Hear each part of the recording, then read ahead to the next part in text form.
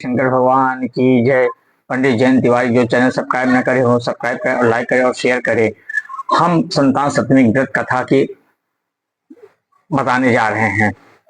एक समय महाराज युधिष्ठिर ने भगवान से कहा कि हे प्रभु, कोई ऐसा उत्तम व्रत बतलाएं जिसे प्रभाव से मनुष्य के अनेक संसारी क्लेश दूर होकर वे पुत्र और सब पौत्रवान हो।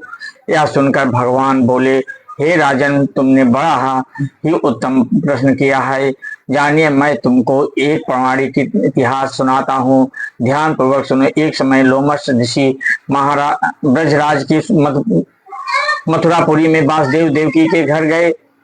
श्री ऋषिराज को आया हुआ देख करके दोनों अत्यंत प्रसन्न हुए तथा उनको उत्तम आसन पर बैठाकर उनका अनेक प्रकार से वंदना और सत्कार किया। फिर मुनि ने चरणों से अपने घर तथा शरीर को पवित्र किया और प्रसन्न होकर उनको कथा सुनाने लगे। कथा के कहते लोमश ने कहा कि हे देवकी, दुष्ट दुराचारी पापी कंस ने तुम्हारे कई पुत्र मार डाले हैं, जिसके कारण तुम्हारा मन अत्यंत दुखी है। इसी प्रकार राजा नहुष की पत्नी चंद्रमुखी भी दुखी रहा करती थी, किंतु उसने संतान सप्तमी का व्रत विधान सहित किया, जिसके प्रताप से उनको संतान का सुख प्राप्त हुआ। यह सुनकर देवकी ने हाथ जोड़कर मुनि से कहा, हे ऋषिराज, कृपा करके रानी चंद्रमुखी को संपूर्ण वृत्तांत तथा इस व्रत को विस्तार पूर्वक सहित मुझसे बतलाएं, जिससे मैं भी इस दुख से छुटकारा पाऊं। लोमश ऋषि ने कहा, देवकी, अयोध्या के राजा नहुष थे।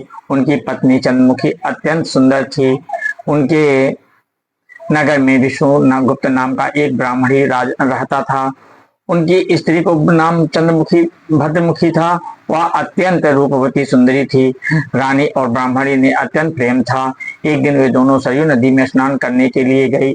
वहां उन्होंने देखा कि अत्यंत बहुत सी स्त्रियां सरयू में नदी में स्नान करके निर्मल वस्त्र पहनकर एक मंडप बनाकर शंकर पार्वती की मूर्ति स्थापित करके पूजा कर रही थी। रानी और ब्राह्मणी ने यह देखकर उन स्त्रियों से पूछा कि बहनों, तुम यह किस देवता की ओर से किस कारण से पूजन व्रत आदि कर रही हो?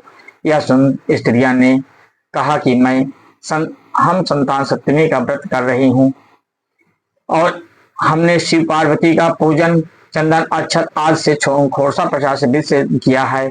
यह सब इसी पुनीत व्रत के विधान है। यह सुनकर रानी और ब्राह्मणी ने भी इस व्रत के करने के मन में ही मन संकल्प कर लिया और घर वापस लौट आई। और ब्राह्मणी तो इस व्रत को नियम पूर्वक चल करती रही, किंतु रानी चंद्रमुखी राजमत के कारण कभी इस व्रत को करती, कभी न करती और कभी भूल ही जाती। कुछ ही समय बाद दोनों मर गई। दूसरे जन्म में रानी बंदरिया और ब्राह्मणी मुर्गी की ओनी पाई।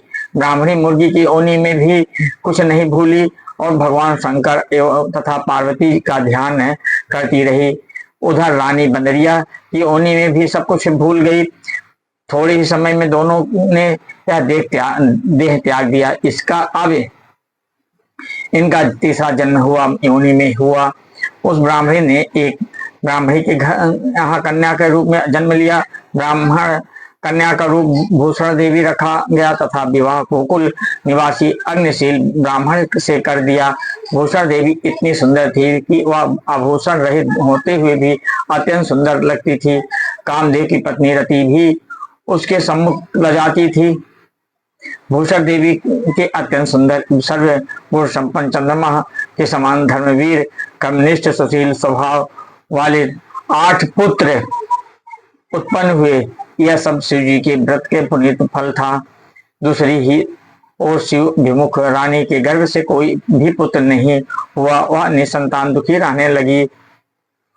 रानी और ब्राह्मणी में जो प्रीत पहले जन्म में थी वह अब भी बनी रही। रानी जब वृद्धावस्था को प्राप्त होने लगी तब उसके गूंगा बहरा तथा बुद्धिमान अत्यंत आयु वाला पुत्र हुआ। वह 9 वर्ष की आयु में ही इस क्षण संसार को छोड़कर चला गया। अब तो रानी पुत्र शोक में अत्यंत दुखी हो व्याकुल रहने लगी। योग से भूसर देवी ब्राह्मणी रानी के यहाँ अपने पुत्रों को लेकर पहुंची। रानी को हाल सुनकर उसे भी बहुत दुख हुआ, किंतु इसमें किसी का क्या कारण, कर्म प्रभाव के लिए वह स्वयं ब्रह्मा भी मिटा नहीं सकते।